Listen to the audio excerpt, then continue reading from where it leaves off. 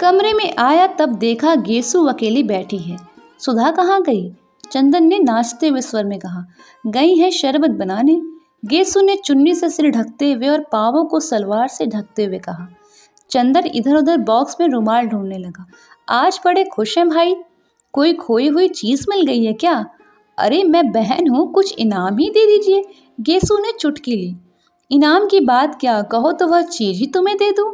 हाँ कैलाश, हाँ कैलाश बाबू के दिल से पूछिए, गेसु बोली। उनके दिल से तुम ही बात कर सकती हो। गेसु ने झेप कर मुंह फेर लिया।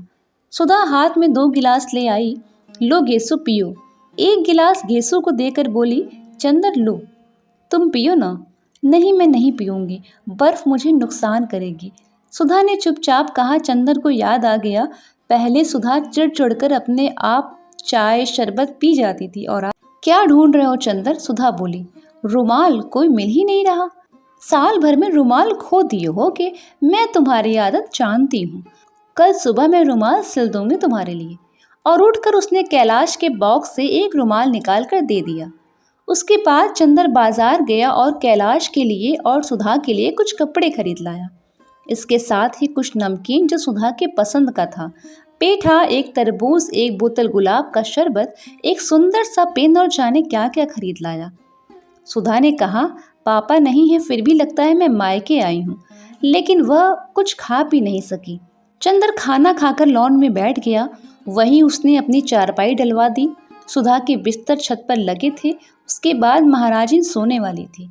सुधा एक तस्तरी में तरबूज काट कर ले आई और कुर्सी डालकर चंदर भी चारपाई पर बैठ गया। चंदर तरबूज खाता रहा। थोड़ी देर के बाद सुधा बोली, चंदर, बिनती के बारे में तुम्हारी क्या राय है? राय? राय क्या होता है? बहुत अच्छी लड़की है, तुमसे तो अच्छी ही है। चंदर ने छेड़ा। अरे मुझसे अच्छी तो दुनिया है, लेकिन एक बात पूछें? बहुत गंभीर बात है। हाँ, तुम बिनती से ब्याह कर लो। बिनती से? कुछ दिमाग तो नहीं खराब हो गया तुम्हारा? नहीं, इस बारे में पहले ये बोलो कि चंदर से बिनती का ब्याह क्यों नहीं कर देती? तो मैंने चुपचाप पापा से पूछा। पापा बिल्कुल राजी हैं, लेकिन बोले मुझसे कि तुम ही कहो चंदर से। कर लो चंदर, बुआ जी अब दखल नहीं देंगी। चंदर हंस पड़ा। अच्छी खुराफातें तुम्हारे दिमाग में उठती हैं। याद है एक बार और तुमने ब्याह करने के लिए कहा था? सुधा के मुंह से एक हल्का निश्वास निकला। हाँ याद है। खैर तब के बाद दूसरी थी, अब तो तुम्हें कर लेना चाहिए। नहीं सुधा, शादी तो मुझे नहीं ही करनी है।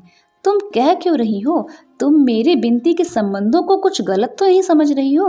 नहीं जी, लेकिन यह जानती हूँ कि बिनती जो तुम पर अंधश्रद्धा रखती है, उससे अच्छी लड़की तुम्हें नहीं मिलेगी। कम से कम जिंदगी तुम्हारी व्यवस्थित हो जाएगी। चंदर हंसा। मेरी जिंदगी शादी से नहीं प्यार से सुधरेगी। सुधा, कोई ऐसी लड़की ढूंढ दो जो तुम्हारी जैसी हो और प्यार करे, तो मैं समझूं भी कि तुमने कुछ किया मेरे लिए। शादी वादी बेकार है। और कोई बात करनी है या नहीं? नहीं चंदर, शादी तो तुम्हें करनी ही होगी। अब मैं तुम्हें ऐसे नहीं रहने दूंगी। बिनती से न करो तो दूसरी लड़की से कर लो, लेकिन शादी करनी होगी और मेरी पसंद से करनी होगी। चंदर एक उपेक्षा की हंसी हंसकर रह गया। सुधा उठ खड़ी हुई। क्यों, चल दी? हाँ, अब नींद आ रही होगी, तुम्हें सो जाओ। चंदन ने रोका नहीं। उसने सोचा कि सुधा बैठेगी, जाने कितनी बातें करेंगे। वह सुधा से उसका हाल पूछेगा, लेकिन सुधा तो जाने कैसी तटस्थ, निरपेक्ष और अपने में सीमित सी हो गई है कि कुछ समझ में ही नहीं आता। उसने चंदर से सब कुछ जान लिया, लेकिन चंदर के सामने उसने अपने मन को कहीं भी जाहिर न किया। सुधा उनके पास होकर भी जाने कितनी दूर थी। सरोवर में डूबकर पंछी प्यासा था। करीब आधा घंटा बाद सुधा दूध का गिलास लेकर आई। चंदर को नींद आ गई थी। वह चंदर के सिरहाने बैठ गई। चंदर सो गए क्या? क्यों? चंदर घबरा कर उठ गया। लो दूध पी लो, सुधा बोली। दूध हम नहीं पिएंगे। पी लो, देखो बर्फ और शरबत मिला दिया है, पीकर तो देखो। नहीं, हम नहीं पिएंगे, अब जाओ, हमें नींद लग रही है। चंदर गुस्सा था। पी लो मेरे राज दुलारे, चमक रहे हैं चांद सितारे। सुधा ने लोरी गाते हुए चंदर को अपनी गोद में खींचकर बच्चों की तरह गिलास चंदर के मुंह से लगा दिया। चंदर ने चुपचाप दूध पी लिया। सुधा ने गिलास नीचे रखकर कहा, वाह, ऐसे तो मैं नीलू को दूध पिलाती हूँ। नीलू कौन? अरे मेरा भतीजा, शंकर बाबू का लड़का। अच्छा। चंदर, तुमने पंखा तो छत पर लगा दिया है, तुम कैसे सोओगे? मुझे नींद आ जाएगी। चंदर फिर लेट गया। सुधा उठी नहीं। वह दूसरी पार्टी से हाथ टेक कर चंदर के वक्ष के आर पार फूलों के धनुषी झुक कर बैठ गई। एकादशी का स्निग्ध पवित्र चंद्रमा आसमान की नीली लहरों पर अध खिले बेल के फूल की तरह कांप रहा था। दूध में नहाए हुए झोंके चांदनी से आंख मिचौली कर रहे थे। चंदर आंखें बंद किए पड़ा था और उसकी पलकों पर, उसके माथे पर, उसके होठों पर चांदी की पंखुड़ियां बरस रही थी। सुधा ने चंदर का कॉलर ठीक किया और बड़े ही मधुर स्वर में पूछा, चंदर नींद आ रही है? नहीं, नींद उजड़ गई। चंदर ने आंख खोलकर देखा। एकादशी का पवित्र चंद्रमा आकाश में था और पूजा से अभिषिक्त एकादशी की उदास चांदनी उसके वक्ष पर झुकी बैठी थी। उसे लगा जैसे पवित्रता और अमृत का चंपई बादल उसके प्राणों में लिपट गया है। उसने करवट बदल कर कहा, सुधा, जिंदगी का एक पहलू खत्म हुआ, दर्द की एक मंजिल खत्म हो गई, थकान भी दूर हो गई, लेकिन अब आगे का रास्ता समझ में नहीं आता। क्या करूं? करना बहुत है चंदर। अपने अंदर की बुराई से लड़ लिए, अब बाहर की बुराई से लड़ो। मेरा तो सपना था चंदर कि तुम बहुत बड़े आदमी बनोगे। अपने बारे में जो कुछ सोचा था वह सब नसीब ने तोड़ दिया। अब तुम्ही को देखकर कुछ संतोष मिलता है। तुम जितने ऊंचे बनोगे उतना ही चैन मिलेगा, वरना मैं तो नरक में भून रही हूँ। सुधा, तुम्हारी इसी बात से मेरी सारी हिम्मत, सारा बल टूट जाता है। अगर तुम अपने परिवार में सुखी होती तो मेरा साहस बंधा रहता। तुम्हारा यह हाल, तुम्हारा यह स्वास्थ्य, यह असमय वैराग्य और पूजा, यह देखकर घुटन लगता है। क्या करूं? किसके लिए करूं? मैं भी क्या करूं चंदर? मैं यह जानती हूं कि अब ये भी मेरा बहुत ख्याल रखते हैं, लेकिन इस बात पर मुझे और भी दुख होता है। मैं इन्हें संतुलित नहीं कर पाती और उनकी खुलकर उपेक्षा भी नहीं कर सकती। यह अजीब सा नर्क है मेरा जीवन भी, लेकिन यह जरूर है चंदर कि तुम्हें ऊंचा देखकर मैं नरक भी भोग लूंगी। तुम दिल मत छोटा करो, एक ही जिंदगी की तो बात है, उसके बाद। लेकिन मैं तो पुनर्जन्म में विश्वास नहीं करता। तब तो और भी अच्छा है, इसी जन्म में जो सुख दे सकते हो दे लो, जितना ऊंचे उठोगे उठ लो। तुम जो रास्ता बताओ मैं अपनाने के लिए तैयार हूँ। मैं सोचता हूँ अपने व्यक्तित्व से ऊपर उठ, लेकिन मेरे साथ एक शर्त है, तुम्हारा प्यार मेरे साथ रहे। तो वह अलग कब रहा चंदर? तुम्ही ने जब चाहा मुंह फेर लिया, लेकिन अब नहीं। काश कि तुम एक क्षण का भी अनुभव कर पाते कि तुमसे दूर वासना के कीचड़ में फंसी हुई मैं कितनी व्याकुल, कितनी व्यथित हूँ। तो तुम कभी ऐसा ना करते। मेरे जीवन में जो कुछ अपूर्णता रह गई है चंदर, उसकी पूर्णता, उसकी सिद्धि तुम ही हो। तुम्हें मेरे जन्म जन्मांतर की शांति की सौगंध है। अब तुम इस तरह न करना, बस ब्याह कर लो और दृढ़ता से ऊंचे उठो। ब्याह के अलावा तुम्हारी सब बातें स्वीकार है, लेकिन फिर भी तुम अपना प्यार वापस नहीं लोगी कभी? कभी नहीं। और हम कभी नाराज भी हो जाएं तो बुरा नहीं मानोगी? नहीं। और हम कभी फिसले तो तुम तटस्थ होकर नहीं बैठोगी, बल्कि बिना डरे हुए मुझे खींच लाओगी उस दलदल से। यह कठिन है चंदर, आखिर मेरे भी बंधन है। लेकिन खैर, अच्छा ये बताओ, तुम दिल्ली कब आओगे? अब दिल्ली तो दशहरे में आऊँगा, गर्मियों में वहाँ रहूँगा, लेकिन हो सके तो लौटने के बाद शाहजहाँपुर जाऊँगा। सुधा चुपचाप बैठी रही, चंदर भी चुपचाप लेटा रहा। थोड़ी देर के बाद चंदर ने सुधा की हथेली अपने हाथों पर रख ली और आंखें बंद कर ली। जब वह सो गया तो सुधा ने धीरे से हाथ उठाया, खड़ी हो गई, थोड़ी देर अपलक उसे देखती रही और धीरे धीरे चली आई। दूसरे दिन सुबह सुधा ने आकर चंदर को जगाया। चंदर उठ बैठा तो सुधा बोली, जल्दी से नहा लो, आज तुम्हारे साथ पूजा करेंगे। चंदर उठ बैठा, नहा धोकर आया तो सुधा ने चौकी के सामने 2 आसन बिछा रखे थे। चौकी पर धूप सुलग रही थी और फूल गमक रहे थे, ठेर के ठेर बेले और अगस्त के फूल। चंदर को बिठाकर सुधा बैठी। उसने फिर वही वेश धारण कर लिया, रेशम की धोती और रेशम का एक अंतवार्त सा गीले बाल पीठ पर लहरा रहे थे। लेकिन मैं बैठा बैठा क्या करूँगा? उसने पूछा। सुधा कुछ नहीं बोली, चुपचाप अपना काम करती गई। थोड़ी देर के बाद उसने भागवत खोली और बड़े मधुर स्वरों में गोपिका गीत पढ़ती रही।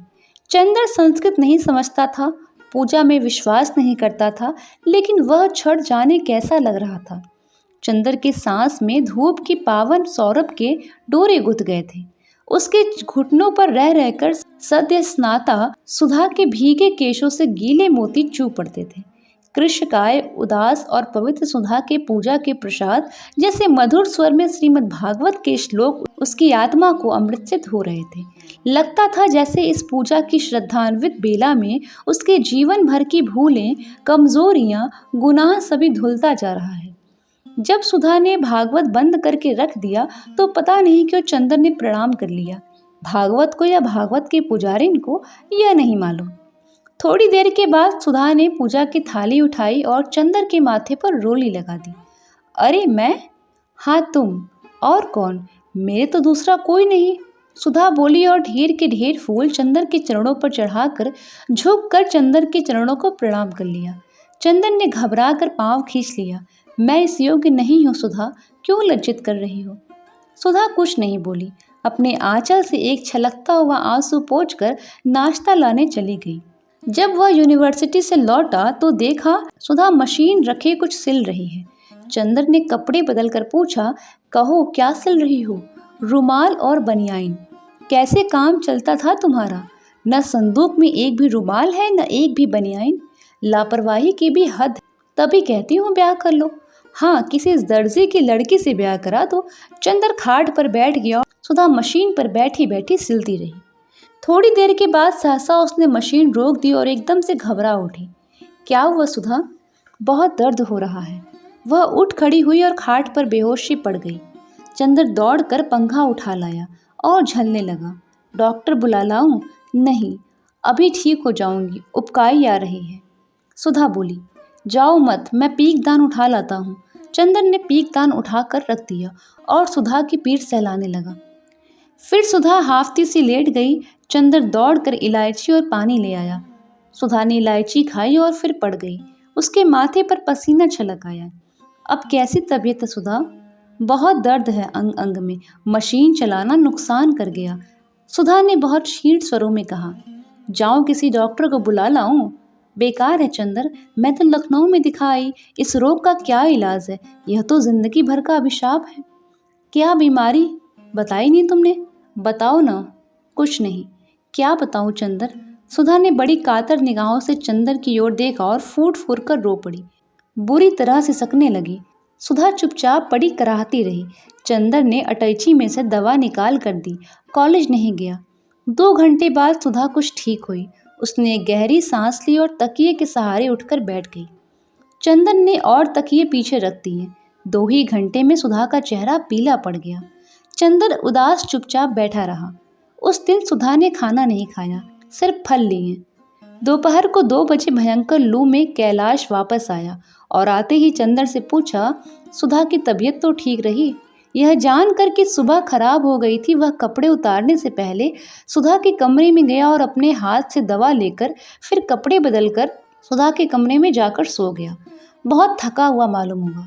चंदर आकर अपने कमरे की कॉपियां जांचता रहा। शाम को कामिनी, प्रभा तथा कई लड़कियां जिन्हें गेसु ने खबर दी थी आई और सुधा और कैलाश को घेरे रही। चंदर उनकी खातिर तवज्जो में लगा रहा। रात को कैलाश ने उसे अपनी छत पर बुला लिया और चंदर के भविष्य के कार्यक्रम के बारे में बातें करता रहा। जब कैलाश को नींद आने लगी तब वह उठकर लॉन पर लौट आया और लेट गया। बहुत देर तक उसे नींद नहीं आई। वह सुधा की तकलीफों के बारे में सोचता रहा। उधर सुधा बहुत देर तक करवटें बदलती रही। यह 2 दिन सपनों की तरह बीत गए और कल फिर वह चली जाएगी, चंदर से बहुत दूर, न जाने कब तक के लिए। सुबह से ही सुधा जैसे बुझ गई थी। कल तक जो उसमें उल्लास वापस आ गया था, वह जैसे कैलाश की छाह ने उसे ग्रस कर लिया। चंदर के कॉलेज का आखिरी दिन था। चंदर कैलाश को ले गया और अपने मित्रों से, प्रोफेसरों से उसका परिचय करा लाया।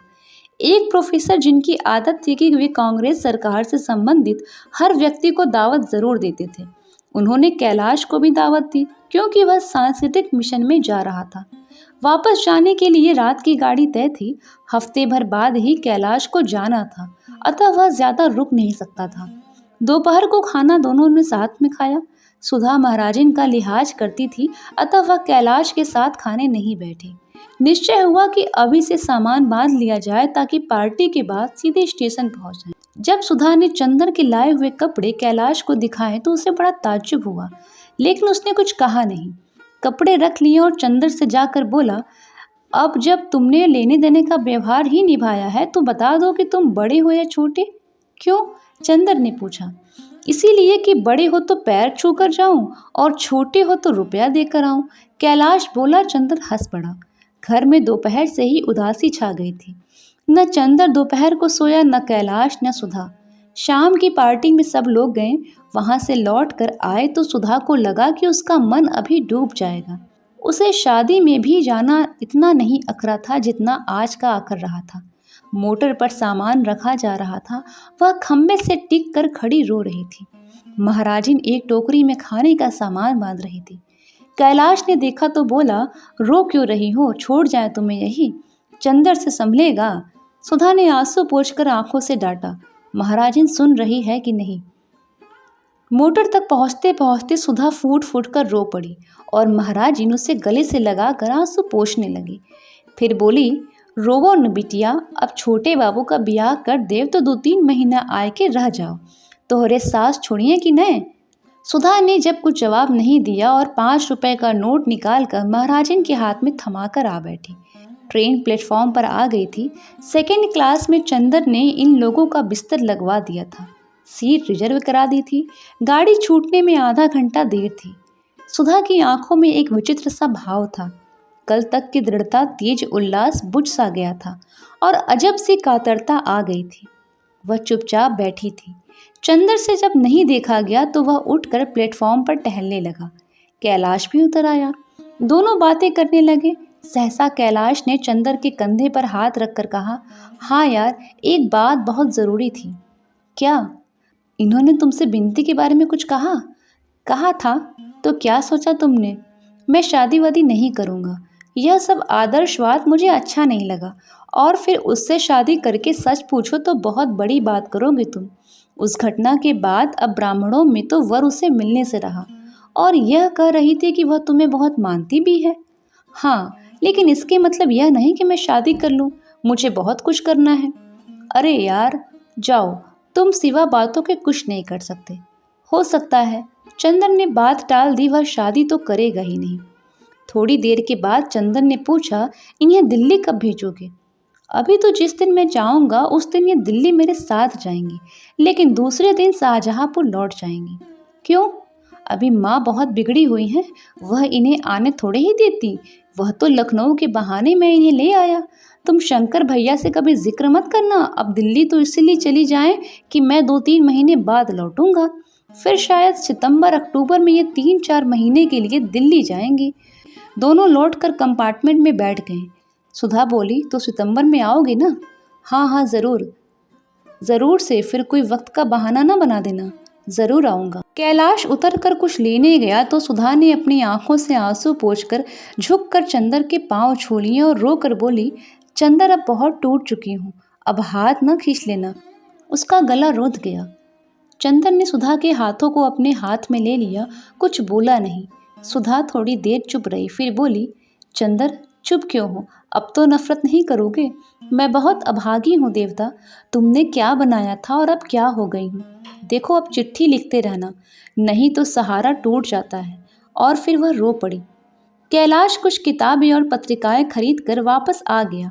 दोनों बैठकर बातें करते रहे। यह निश्चय हुआ कि जब कैलाश लौटेगा तो बजाय बम्बई से सीधे दिल्ली जाने के वह प्रयाग से होता हुआ जाएगा।